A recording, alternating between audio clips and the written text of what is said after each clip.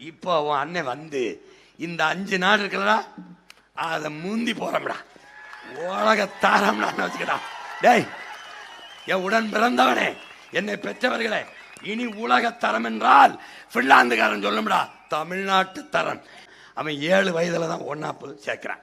அங்க ரேங்க் கிடையாது, தரவரிசை கிடையாது. ஏன்னா நம்ம ஒரு சட்டம் கொண்டு வரோம், மதிப்பெண்ணை வச்சு மனிதறிவை மதிப்பிடாது எங்க அரசு. பாரு அவன் வகுப்பறையை பாரு எப்படி இருக்கு பாரு. டே நம்மளுடைய வகுப்பை பாரு, அவன் வகுப்பை பாரு. பாரு இங்க ஒரு பின்லாந்துல கட்டட அமைப்பு கற்பித்தல் முறையை பாரு. நம்மளுக்கு மறுபடி பள்ளிக்கூடத்தில் போய் படிக்கிற கனவை உனக்கு நான் உருவாக்குறேன், அண்ணன் என்னை கூட சேர்த்துக்கணுங்கிறார் பண்ண. அவன் பாரு எப்படி அவன் எப்படி பாரு, ஏழை பணக்காரன் பாகுவார் என்று அனைவருக்கும் தரமான கல்வி. பின்லாந்துல இந்திரா காந்தி அம்மையார் காலத்தில் அந்த மாநில உரிமையிலிருந்து எடுத்துட்டு போயிட்டாங்க. எடுத்துட்டு போகும்போது இங்க இருந்த ஆள் யாருன்னா நம்ம ஐயா தான், நம்ம ஐயா கருணாநிதி தான். ஒரு பேருந்துல ஏறினா பெரியவங்க வந்தா அந்த குழந்தை எந்திரிச்சு உட்கார இடம் கொடுக்கணும். ஒருவேளை மாற்றுத்திறனாளிகள் வந்தா வரிசையில் முன்னாடி நிற்கிற பெண்ணோ பையனோ பின்னாடி வந்து நீங்க முன்னாடி நில்லுங்கம்பாங்க. அது அந்த குழந்தையிலேருந்தே கற்றுக் கொடுத்துறான்.